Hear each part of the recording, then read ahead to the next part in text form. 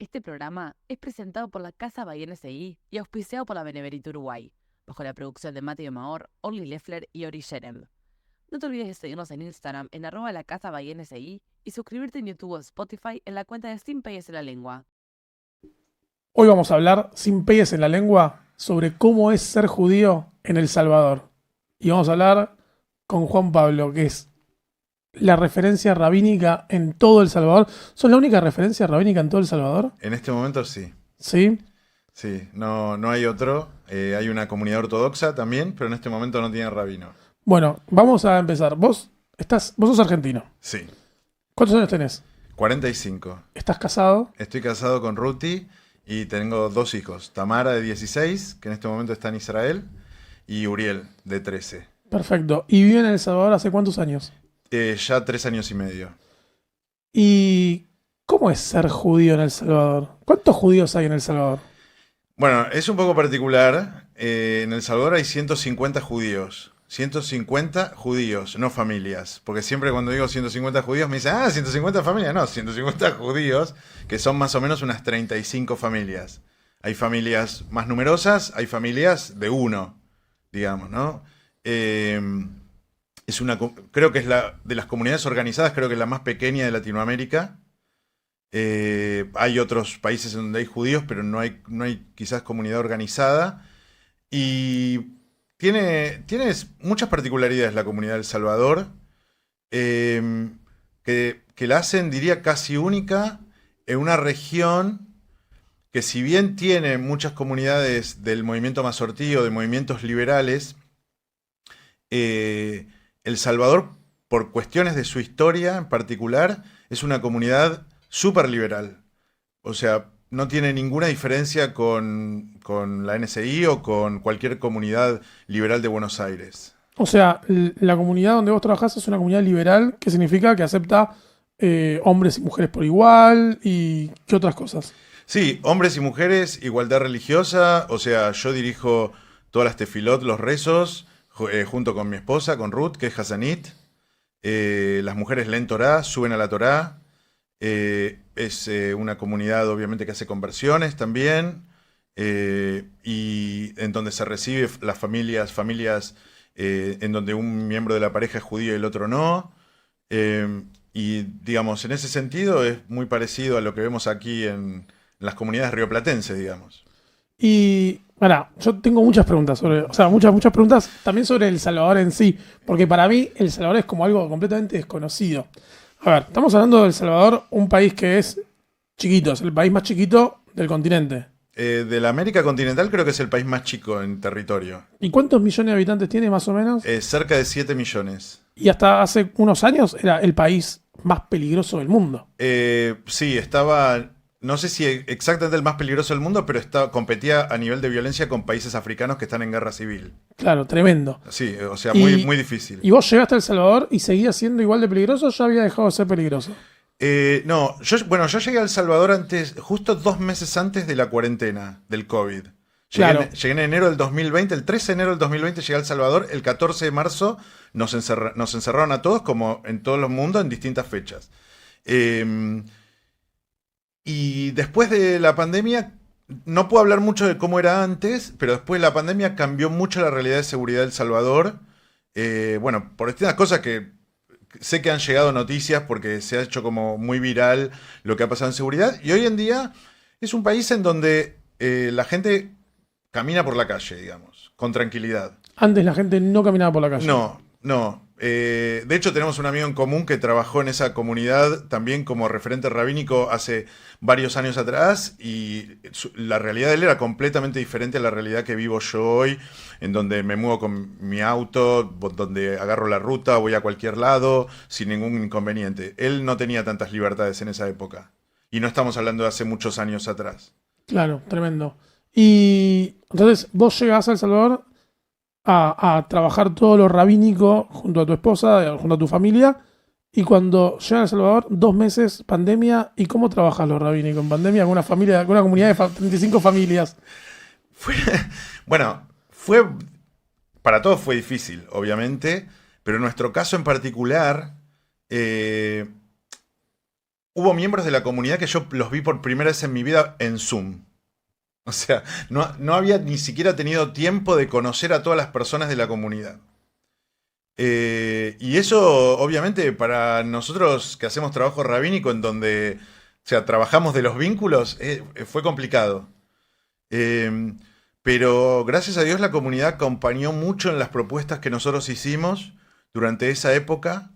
La comunidad tiene grupo de personas mayores que viven solas, y para nosotros era una preocupación muy grande eso. El Salvador tuvo una cuarentena muy estricta al principio de la pandemia. Y realmente, o sea, había que colaborar con quizás llevar alimentos, compra de supermercado. Y después, bueno, nosotros no dudamos desde el día 1, empezamos a hacer tefilot por Zoom. Nunca se cortó la actividad de rezo, de tefilá de la sinagoga. Y también desde el día 1 nos ocupamos de hacer distintos tipos de actividades que la mantengan a la gente unida. La verdad que di un montón de shurim. O sea, en el primer año que estuve en El Salvador, desde que comenzó la cuarentena en marzo hasta marzo del 2021, grabé más de 100 horas de shiurim.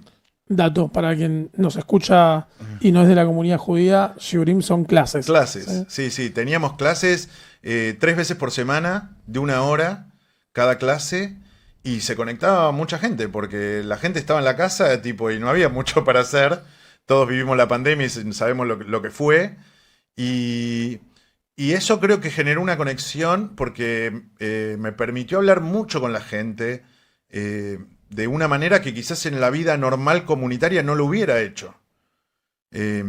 Porque hablaba con la gente día por medio.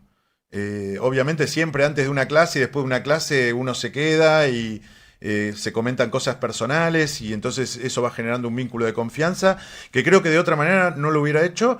O sea, de manera presencial con la vida comunitaria normal hubiera sido más difícil, hubiera llevado más tiempo. Y creo que fue algo que, dentro de lo malo que fue la cuarentena, nos ayudó mucho y nos ayudó a generar un vínculo muy rápido con la gente de la comunidad. Y cuando volvimos a la vida normal, digamos, cuando volvimos a cierta normalidad de presencialidad y todo, se había creado una afinidad con la gente, nosotros con ellos y ellos tomándonos como referentes a nosotros, que bueno, la verdad que hoy en día ese vínculo se mantiene y estamos muy cómodos. Y tengo una pregunta. Yo estaba pensando, vos me dijiste que la comunidad de El Salvador tiene 35 familias. 150 personas. Sí. ¿Hace cuántos años que son más o menos 35 familias? ¿Tenés una idea? Bueno, la comunidad de El Salvador este año cumple 80 años. Oficialmente fue fundada en 1943, aunque había judíos en el país desde hace mucho tiempo antes, digamos. Los primeros judíos llegaron a fines del siglo XIX, pero oficialmente la comunidad fue fundada en 1943. Hasta principios de la década del 70, la comunidad siempre rondó alrededor de 300 personas. 350 personas. A mitad de la década del 70, El Salvador empezó con un conflicto civil que se extendió hasta 1992. Una guerra civil muy dura para el país y que hizo que muchas familias se fueran del país. Y eso generó una baja en la comunidad que, si bien terminada la guerra muchas familias regresaron, ya fue muy difícil de volver a equiparar a lo que era. Así que podríamos decir que más o menos desde mitad de la década del 90 ese es un número medianamente constante que mantiene la comunidad. Ok.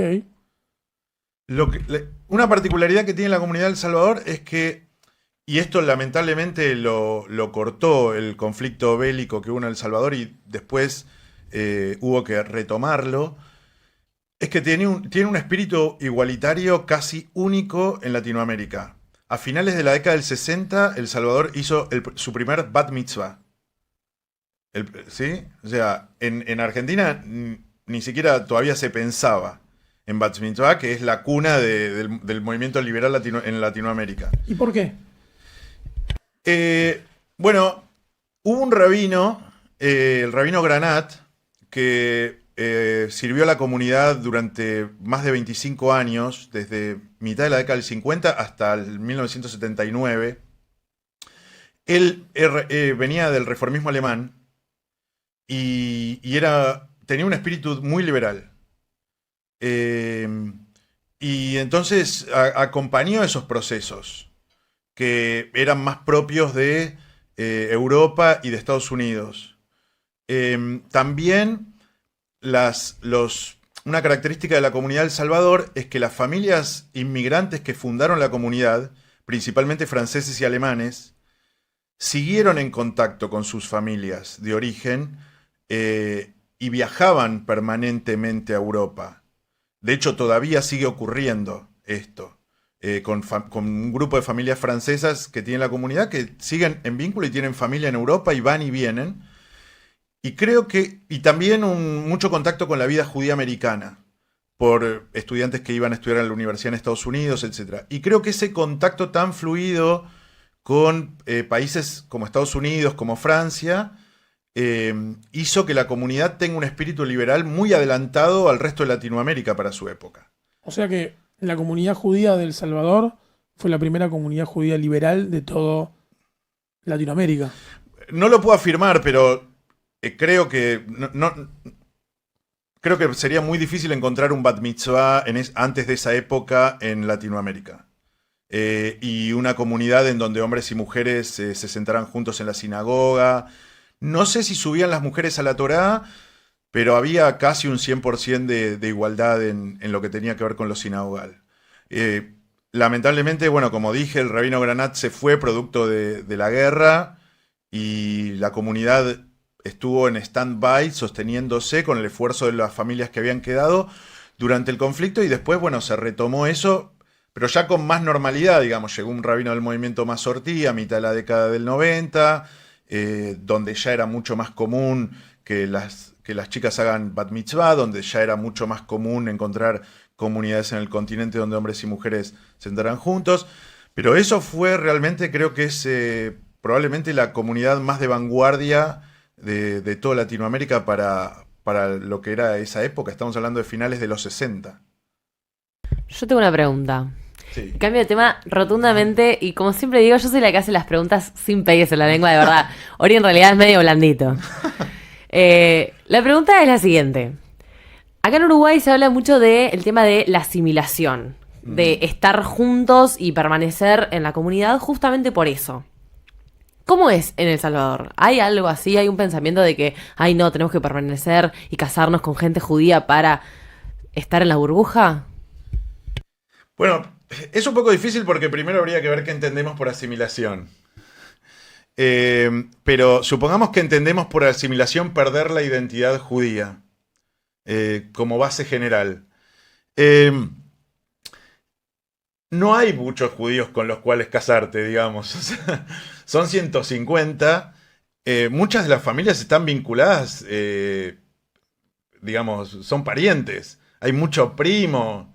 O sea, hay muchas de las familias que emigraron son primos que vinieron de Europa y unos se traían con otro. Entonces hay mucho cruce de apellidos y de nombres. Pero El Salvador tiene una particularidad, que es que siempre tuvo las puertas abiertas a las parejas en donde un miembro era judío y el otro no. Y con una única condición: que los hijos de la pareja sean criados en el judaísmo.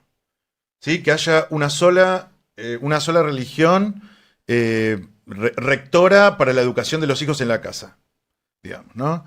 Y eso, digamos, ha dado resultado, porque hoy en día tenemos nietos y bisnietos de los fundadores que siguen perteneciendo a la comunidad, que siguen siendo miembros de la comunidad y que son justamente producto de esa política.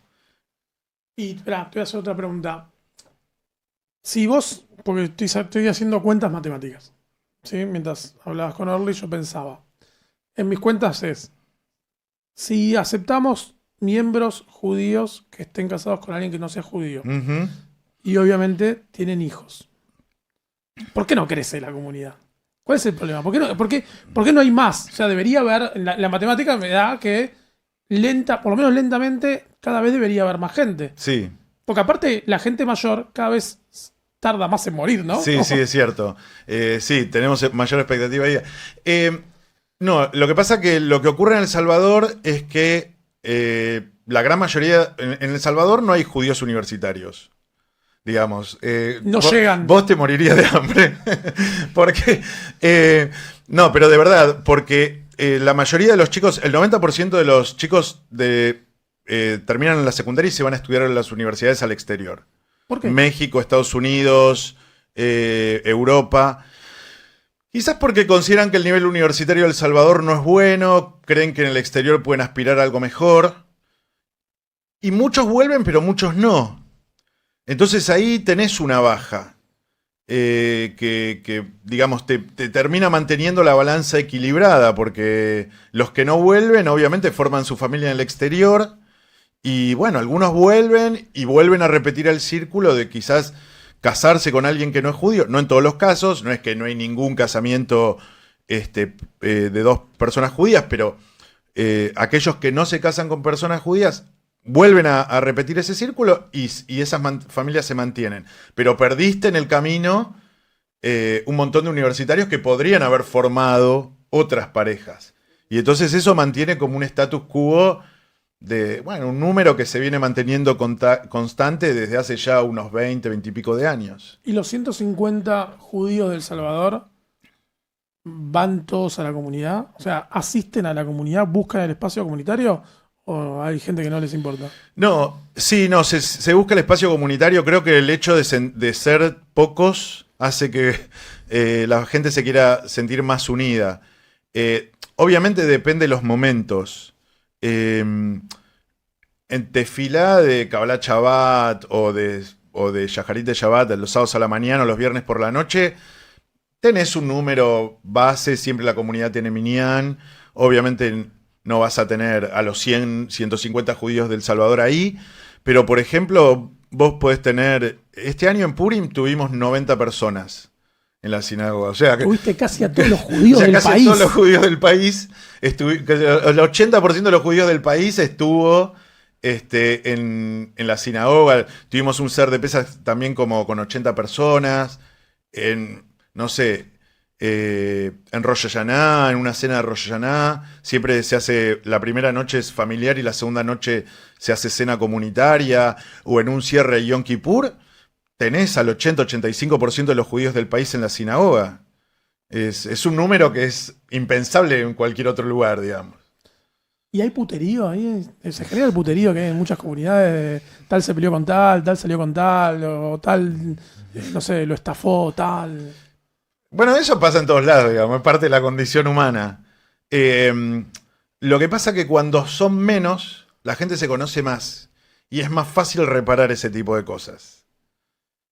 También porque uno se preocupa más, porque si dos judíos se pelean y uno deja de venir a la sinagoga porque se pelearon, o sea, una familia que deja de venir a una comunidad de esas dimensiones es un montón.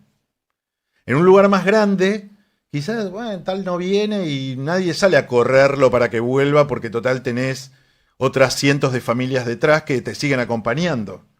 Acá no te puedes dar ese lujo, digamos. Entonces, la tarea y el trabajo de los vínculos intercomunitarios es muy importante. Porque obviamente la gente se pelea, es normal, hay diferencias entre las personas, pero la comunidad no se puede permitir que haya división en la comunidad. Porque, o sea, dividir una comunidad tan pequeña es condenar la desaparición, digamos. ¿Alguna vez hubo un acto de discriminación hacia vos? Por ejemplo, yo te estoy viendo ahora que tenés una kipá. ¿Te gritaron algo por la calle? ¿O alguien de la comunidad ha sentido discriminación por ser judío? Mira, no hay antisemitismo, lo que podríamos llamar actos de antisemitismo en El Salvador, por varios motivos. Yo creo que en este momento el principal motivo es que los movimientos evangélicos son muy fuertes en El Salvador. Y los movimientos evangélicos tienen mucha afinidad con Israel y con el judaísmo. Claro, el problema es que los movimientos evangélicos tienen mucha afinidad con Israel y con el judaísmo, pero no con el Israel y el judaísmo que vivimos nosotros. Eso es verdad, es cierto, pero digamos, en términos cotidianos, en donde vos simplemente alguien te ve por la calle con kipá y no sabe qué tipo de judaísmo vivís o cuál es tu ideología para vivir tu judaísmo, digamos, el hecho de ver una kipá en general genera buena onda, ¿sí? No solamente no hay discriminación, sino que diría que hay buen feeling cuando alguien te ve con kipá. Garpa la kipá en la calle. Sí. De hecho, sí. De hecho, tenemos un par de. Tenemos algunos israelíes en la comunidad que están viviendo en El Salvador ya hace muchos años, tienen familia, todo. Y cuando presentan documentos y ven que son israelíes, hasta a veces se han visto beneficiados con algún tipo de descuento, lo cual da muy buena onda eso. Ahora, lo que sí también es cierto es que, por otro lado, en lo que tiene que ver con el vínculo con la Iglesia Católica, no está tan aceitado como en otros países, especialmente de Sudamérica. O sea, con el mundo evangélico sí, con el mundo católico no. Al revés de como es acá en Sudamérica, en donde en general el diálogo interreligioso, que acá en el Río de la Plata es algo muy, muy cotidiano, es más diálogo judeo-católico que diálogo interreligioso. Claro. Y los movimientos evangélicos están siempre un poco al margen de eso. Allá es al revés. Yo tengo muy buen vínculo con muchos pastores en El Salvador y no he logrado tener vínculos tan aceitados con la Iglesia Católica, que en muchos casos todavía maneja un discurso que acá ya no se escucha hace muchos años respecto al rol de los judíos en la historia, especialmente en la historia del cristianismo. Claro, siguen diciendo que los judíos mataron a Jesús. Puntualmente sí. Tremendo. Sí. Sobre todo sabiendo que el Vaticano ya pidió disculpas por mentir. No, Nostra Aetate ya tiene del Concilio Vaticano II, ya tiene como 80 años, si no me equivoco. Es de los 60. Sí. Y aparte es muy llamativo porque al ser una comunidad tan pequeña, el 99% de los salvadoreños nunca vio un judío en su vida. Y si lo vieron, no saben que es judío. Porque los judíos de El Salvador no son ortodoxos, no andan con kipá por la calle, ni con peyes, ni con nada que los identifique como judíos. Entonces, es muy raro, porque tener ese discurso en un lugar en donde prácticamente los judíos no existen, no se ven, no son visibles, no tiene ningún sentido.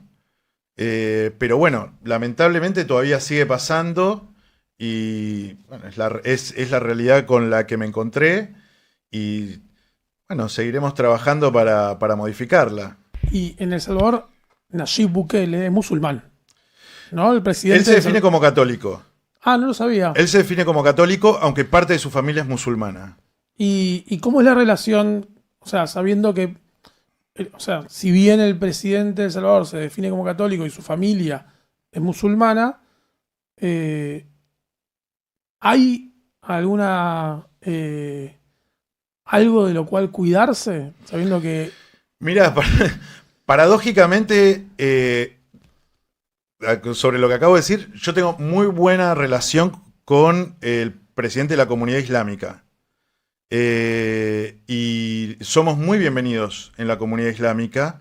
De hecho, he participado de cenas de iftar, que son las cenas que se hacen durante el periodo de Ramadán. Me han invitado a participar. En general, siempre cuando hay festividades en la comunidad islámica nos invitan. Y nos invitan no para tenernos ahí al costado como, miren, invitamos un judío. O sea, somos súper bienvenidos, nos dan el micrófono, nos permiten también expresarnos.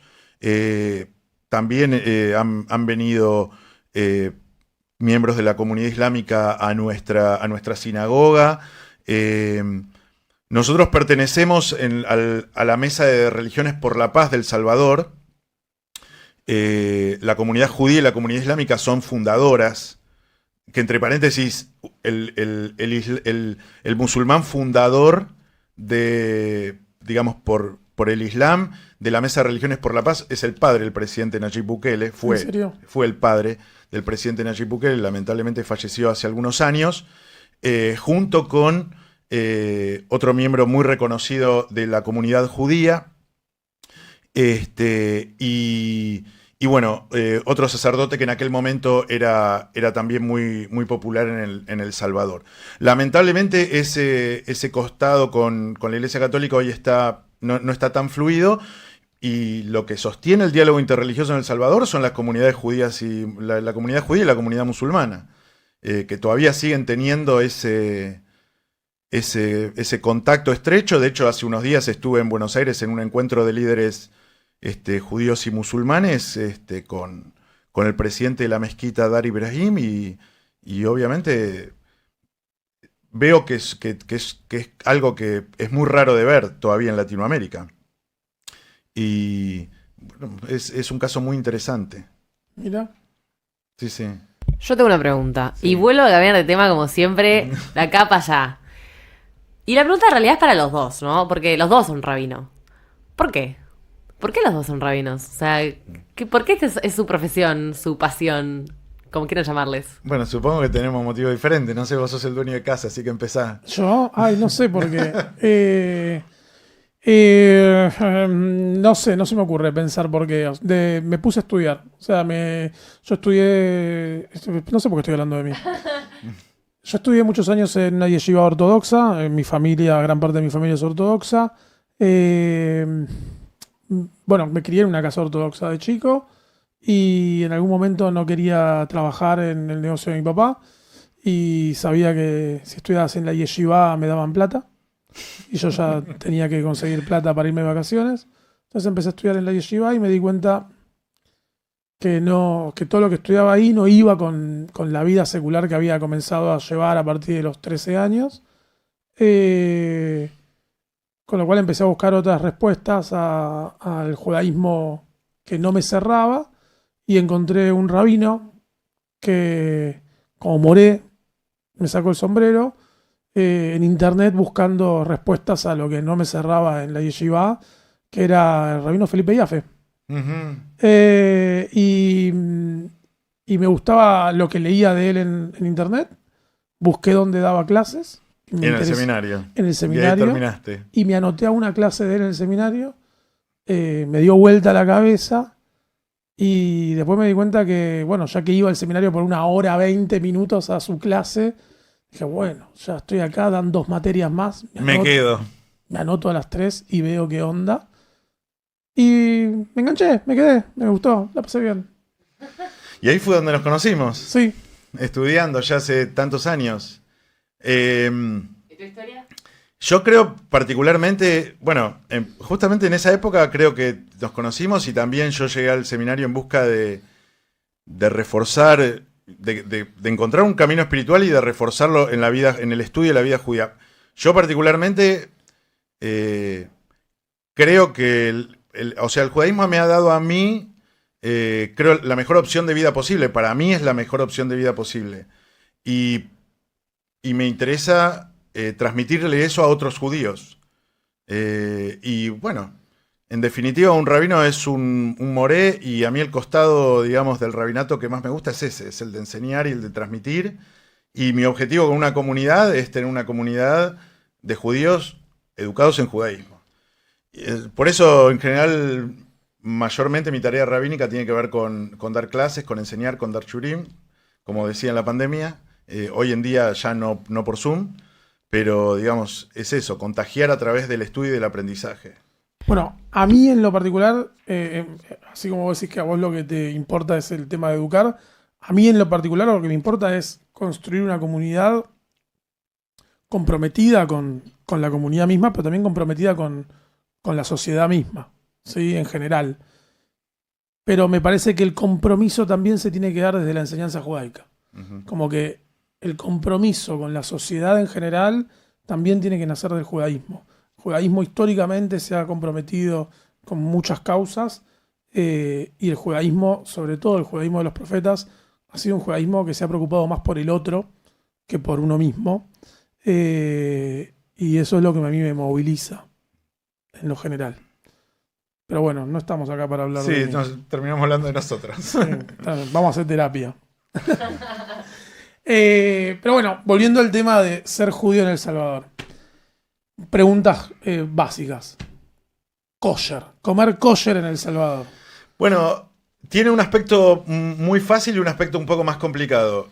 No hay shejitá, no hay carne kosher local, porque la comunidad es tan pequeña que no que es difícil. ¿Cuántos comen kasher ahí? No sé, pero obviamente la minoría, como en cualquier comunidad liberal. La carne se trae de Guatemala, que hay una comunidad más grande y en donde sí hay shejitá propia, y entonces ahí es más fácil abastecerse de carne kosher. Sacando eso, después el resto es muchísimo más fácil que incluso te diría en Buenos Aires. ¿Por qué?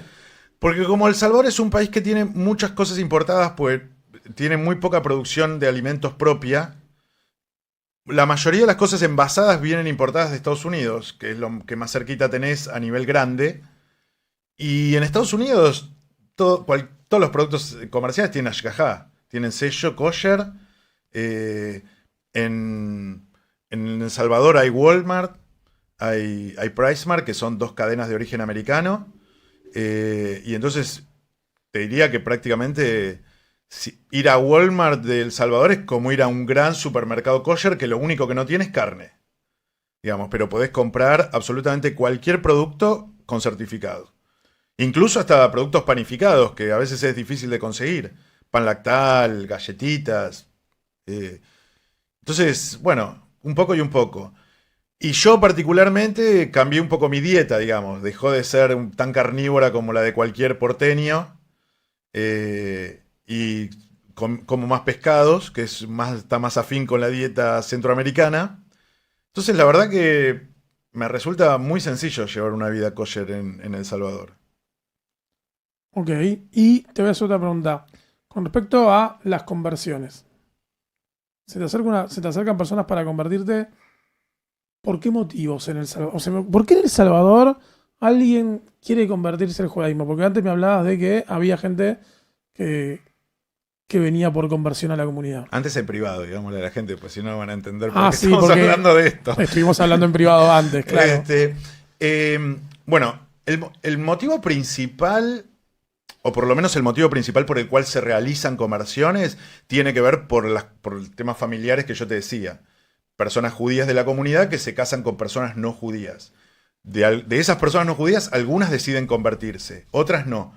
Para nosotros no es exigencia, pero aquellos que deciden convertirse, obviamente los apoyamos, los preparamos y los guiamos para que lo logren.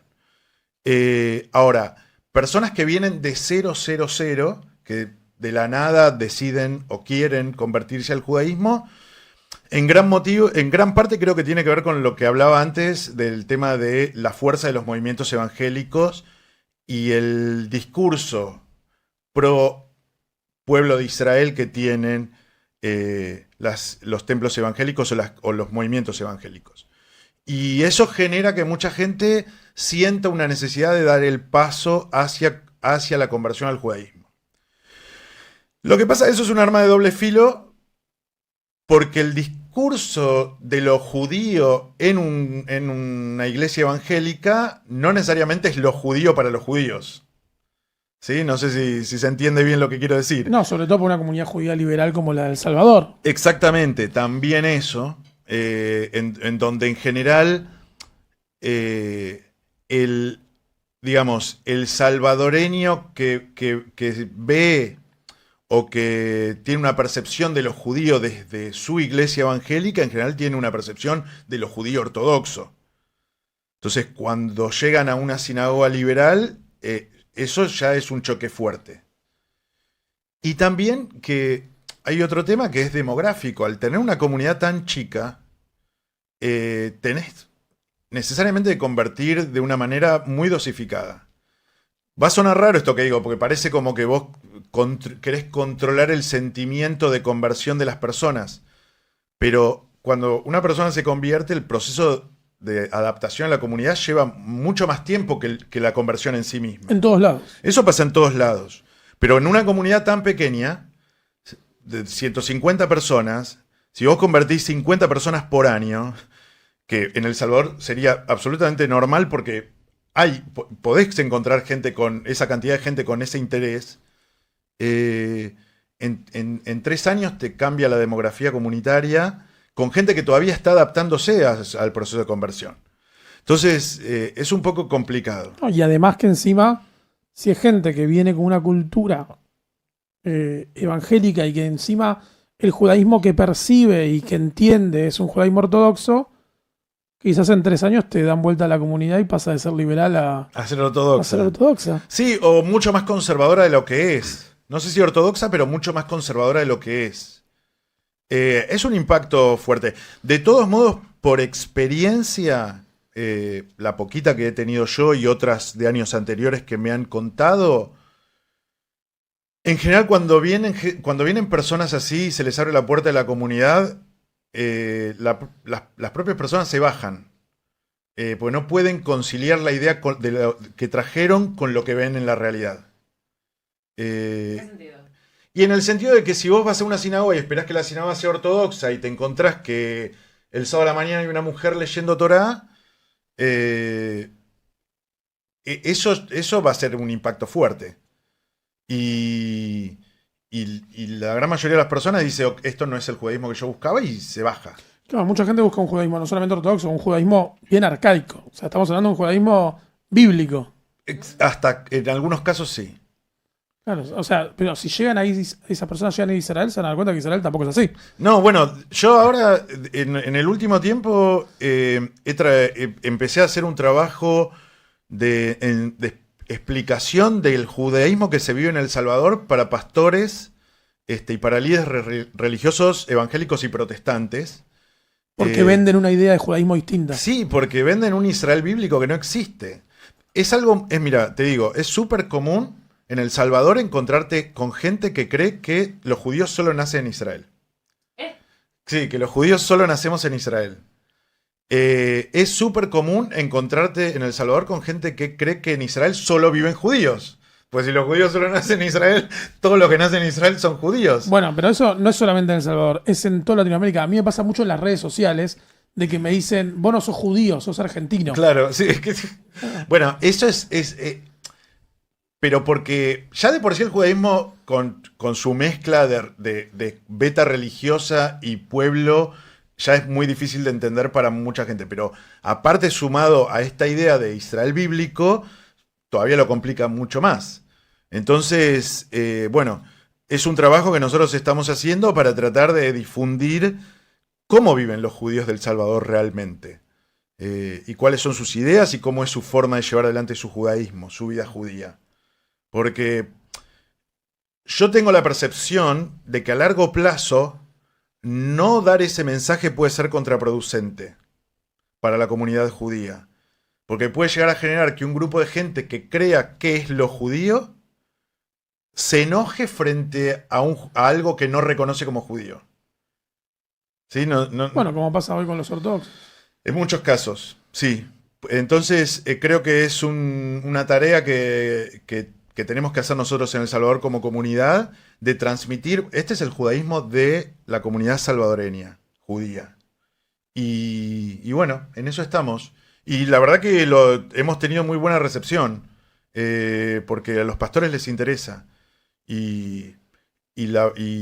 Bueno, este año tuvimos un encuentro de 40 pastores evangélicos en la sinagoga. Nunca habían entrado a una sinagoga.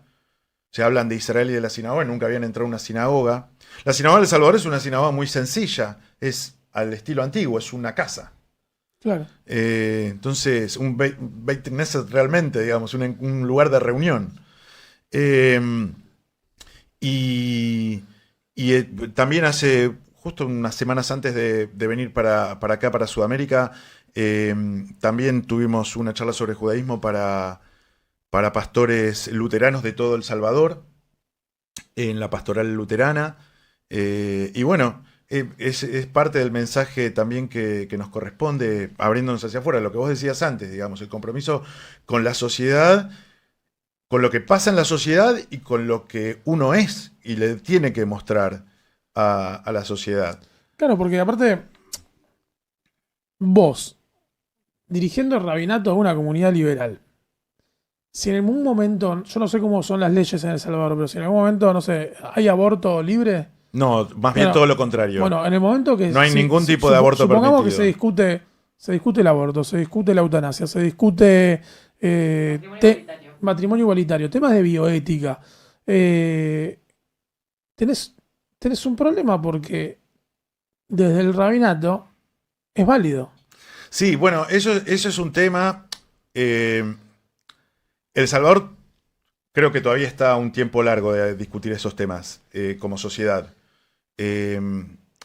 Pero llegado el caso, me ha pasado en algunas contadas oportunidades de que surjan esos temas y se da por sentado que las religiones no permiten el aborto. Y en las religiones entramos nosotros, digamos, también.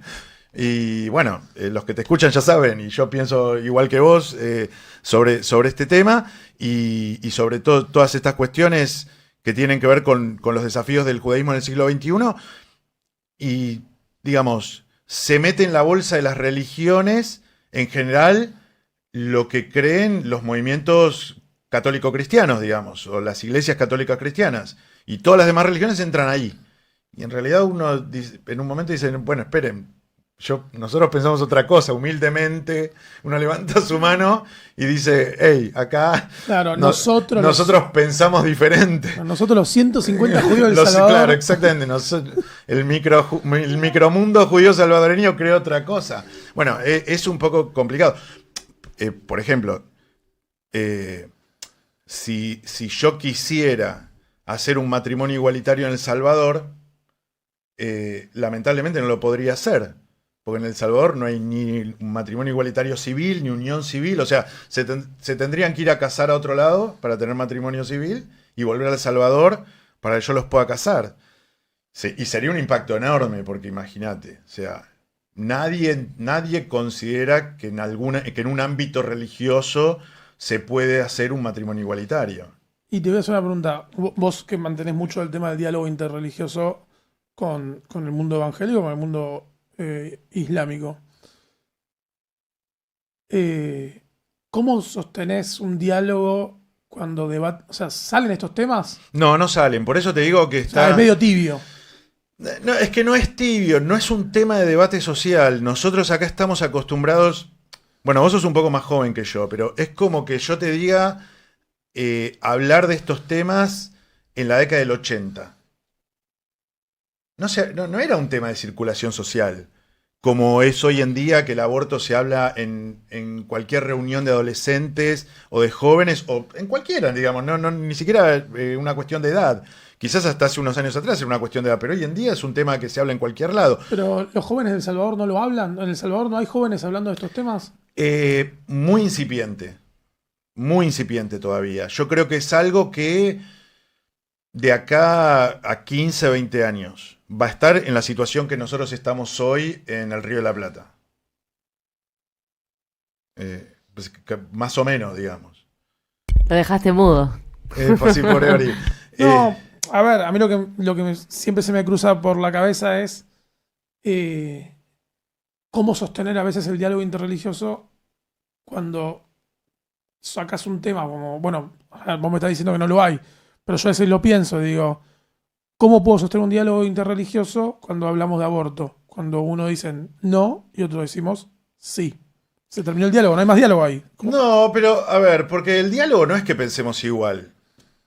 Y especialmente el diálogo interreligioso. Que eso es un problema porque mucha gente, no en este caso que estamos hablando, pero también vale la pena aclararlo. Mucha gente a veces siente que el diálogo interreligioso es: nos van a convertir a todos en una única religión universal y me van a hacer perder mi identidad.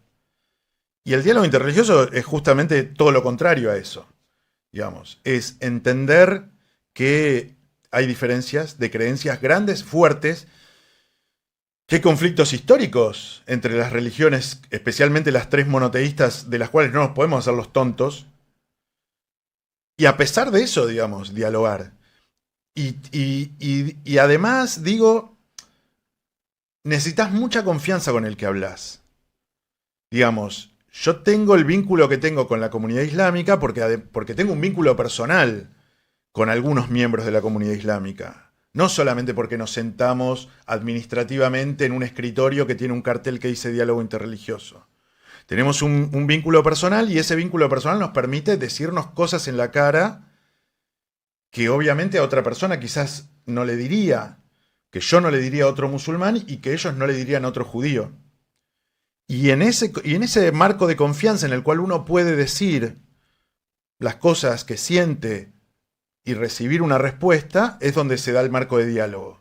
Y eso después lleva a acciones conjuntas, que es el objetivo final del diálogo interreligioso, y esas acciones conjuntas son las que pretenden transmitir la imagen de paz social que pretende dar el diálogo interreligioso. Pero para llegar a eso hay un montón de pasos previos. A mí no me costaría nada sacarme un par de fotos con cualquier sacerdote de El Salvador y decir que estoy haciendo diálogo interreligioso, pero ante la realidad que conté hace un rato, no, o sea, es un chamullo, eso no va. ¿Me entendés? O sea, yo prefiero encontrar referentes importantes con los que generar un vínculo personal porque están dispuestos a hacerlo y a partir de ahí construir diálogo interreligioso. Y después sí, obviamente hay un montón de temas en los que va a haber diferencias. Pero bueno, cuando se tratan esos temas, acá bueno, iba a decir acá en Buenos Aires, pero en Buenos Aires, que es donde tengo la experiencia más directa, cuando fue el debate por la ley del aborto, muchos judíos, nosotros, nuestros maestros, que son grandes figuras dentro del diálogo interreligioso, especialmente con el mundo católico, bueno, en ese momento a uno les tocó estar de una vereda y a otros les tocó estar de otra. Y fue un momento, digamos, no se rompe lo que uno construyó por eso. No puedes estar de acuerdo en todos los temas. Bueno, volviendo al tema de El Salvador. Decime una cosa que te gusta de El Salvador y una cosa que te rompa la bola de El Salvador. Me gusta mucho el clima, la estoy pasando muy mal con el frío. Hacía 3 años y medio que no me ponía una campera. Y en El Salvador hay un clima bastante constante, no hay 4 estaciones como acá. La diferencia de climas es si llueve o no llueve. Hay 6 meses por año que no llueve y hace un lindo calor, y hay 6 meses por año que llueve y hace un calor un poquito más pesado por la humedad. Pero el clima en general a mí me gusta mucho. Me gusta mucho la gente, el salvadoreño es muy cálido, es muy amable. Creo que eso es lo más importante y lo que más nos hizo conectar rápidamente con el país. Es muy cariñoso el salvadoreño, en todos lados te dan la bienvenida, nunca he visto a nadie con mala cara. Y eso es un 10 para lo que es la convivencia cotidiana. ¿Qué es lo que no me gusta mucho? No me gusta mucho cómo conducen los salvadoreños. En la calle hay que tener mucha paciencia. Y esto no es que no me gusta, pero creo que es una diferencia que nos pasa a los porteños particularmente, no a los argentinos, a los porteños particularmente en toda Latinoamérica, es que nosotros somos muy acelerados. Y en otros lugares se vive a otro ritmo. Y tenés que tener paciencia al ritmo que se vive en otros lugares. Acá hay un chiste. ¿Cuál es el chiste? Acá hay un chiste de Uruguay que me dijeron... Un chiste de argentinos. No, hay un chiste de Uruguay que me dijeron cuando llegué, porque me pasaba lo mismo. Yo quería hacer cosas y me decían, no, acá es más despacio todo. Y hay un chiste que dicen y es que si llegan a anunciar que mañana se acaba el mundo, vengan a Uruguay que tienen 20 años más de vida. Yo creo que aplicaría también para El Salvador. Es eso, pero es... Bueno, en realidad vos seguramente también lo viviste cuando llegaste acá. Te tenés que amoldar, digamos, porque si no quedás pedaleando solo en el aire. Sí, total. Básicamente.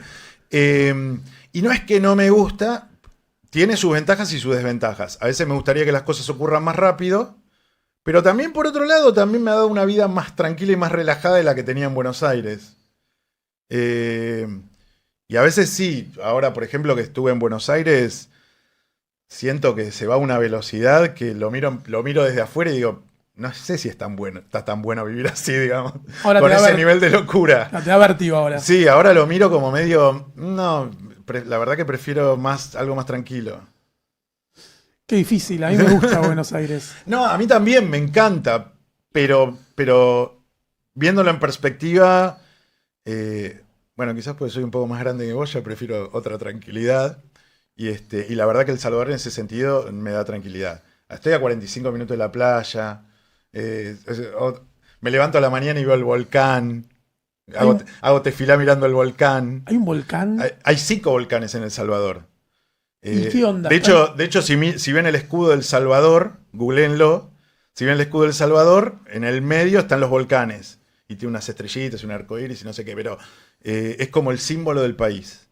Obviamente no están activos, pero El Salvador es una ciudad que vos estás en el medio de la ciudad y levantás la vista y para donde mirás tenés montaña y tenés verde. Entonces eso también te permite una vida mucho más desestructurada y mucho más descontracturada de lo que es acá, que mirás para todos lados y lo único que ves es cemento. Bueno, a mí lo que me gusta de Montevideo es esto, ¿no? A 3 cuadras tengo la playa, caminar por Claro. la Rambla, te relaja. Claro, bueno, yo cuando digo esto hablo de Buenos Aires, es verdad, acá quizás en Montevideo puedes encontrar esos oasis mucho más parecidos a lo que es El Salvador, ¿no? Pero sí, yo me levanto a la mañana, salgo al balcón de mi casa y tengo el volcán ahí adelante y puedo hacer tefilá y ponerme tefilín mirando el volcán. Y lo mismo desde el jardín de la sinagoga. Damos los shurim en el patio de la sinagoga y yo por lo general me siento siempre en la misma posición, mirando al volcán y todos ahí alrededor. Y obviamente eso ya te baja 5 cambios, digamos. Y te voy a cambiar de tema rotundamente. Voy a hacer la gran Orly. Y te voy a hacer una pregunta. Cuando arrancamos el programa dijiste que había 2 comunidades en El Salvador. Sí. ¿Y qué onda la otra comunidad? O sea, pará, ¿los 150 judíos de El Salvador se dividen en las 2 comunidades? No, los 150 judíos del Salvador son de la comunidad en la que yo estoy, que es la comunidad israelita del Salvador, que es la comunidad histórica que ha tenido El Salvador, que como dije antes, este año cumple 80 años. ¿Y la otra? Hace algunos años atrás surgió una comunidad de gente que decidió convertirse al judaísmo y a partir de esa conversión llevar una vida ortodoxa. O sea, hay una comunidad judía ortodoxa. Judía ortodoxa. ¿Y quién los convirtió si no había rabino ortodoxo? Bueno, no sé cómo son los orígenes, eso la verdad es que no lo sé. Lo que sí sé que en algún momento, no hace mucho tiempo, porque esta historia es muy reciente, consiguieron un aval de reconocimiento como comunidad judía desde Israel, desde el rabinato en Israel. ¿Qué? Birenbaum. Sí, particularmente con su fundación Yahvé Israel. Ese es el que hace negocios por toda Latinoamérica, convirtiendo... Lo que pasa que, claro, en general, en otros lugares de Latinoamérica, donde hay comunidad ortodoxa establecida, el movimiento Yahvé Israel no puede reconocer a otra comunidad como también ortodoxa. Esas cosas siempre quedan como un poco en el aire. Pero en El Salvador, como no había ninguna comunidad ortodoxa, se instauró esta como la comunidad ortodoxa del Salvador. Y No tienen rabino. ahora no tienen rabino. Tuvieron un rabino cuando yo llegamos juntos a principios del 2020, pero él se fue a final del 2022. Y ahora no tienen rabino. Pero no hay mucho contacto. Diría ningún contacto, prácticamente. Algunas contadas personas eventualmente van a las 2 sinagogas para casos muy puntuales, pero prácticamente no hay ningún contacto. Como en general entre el mundo liberal y el mundo ortodoxo, lamentablemente a veces se hace un poco difícil establecer contactos, porque digamos, tefilá no puedes hacer.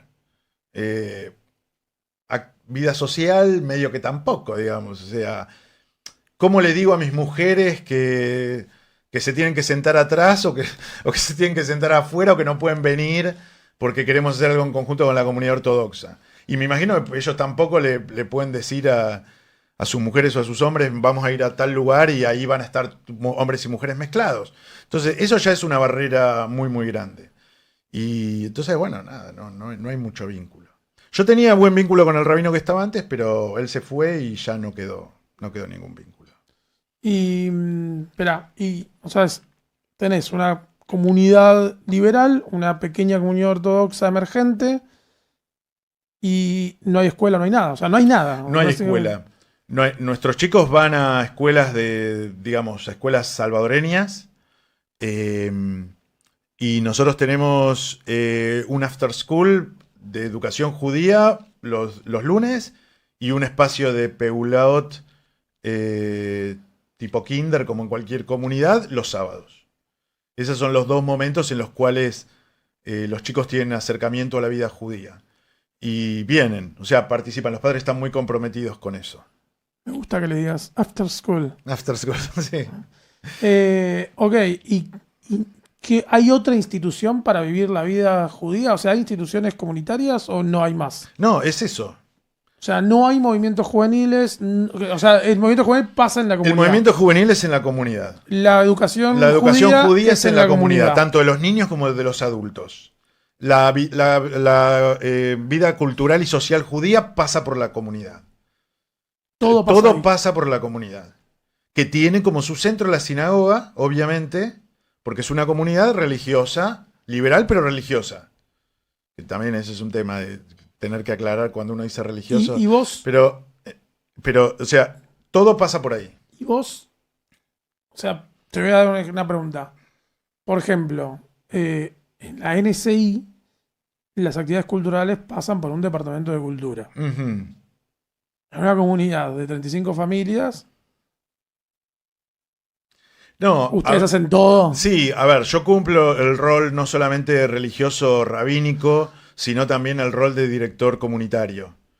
Y en ese sentido, mi función no es solamente organizar la vida religiosa de la comunidad, sino organizar todos los aspectos de la vida comunitaria.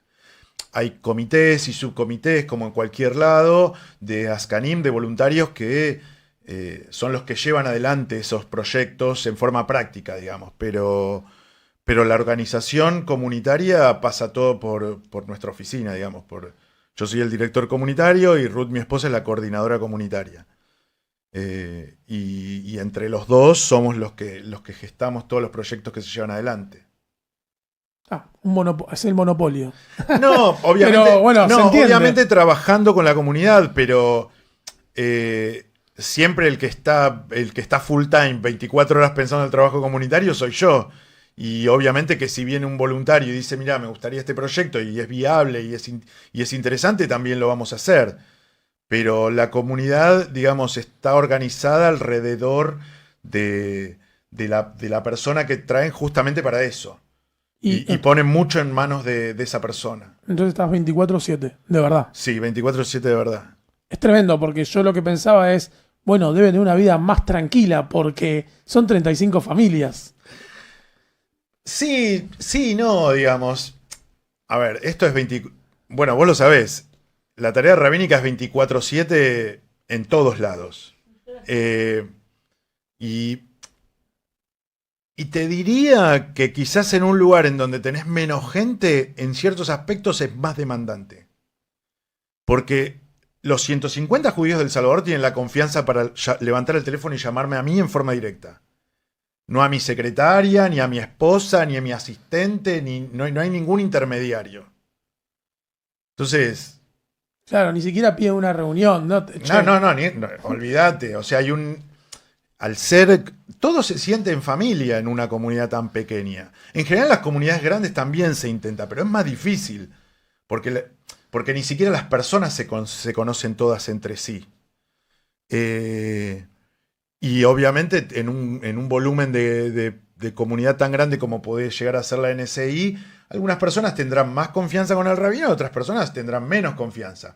Algunas personas tendrán tu número personal y otras personas no tendrán tu celular, y entonces tendrán que llamar a alguien para que les acceda a llegar a vos.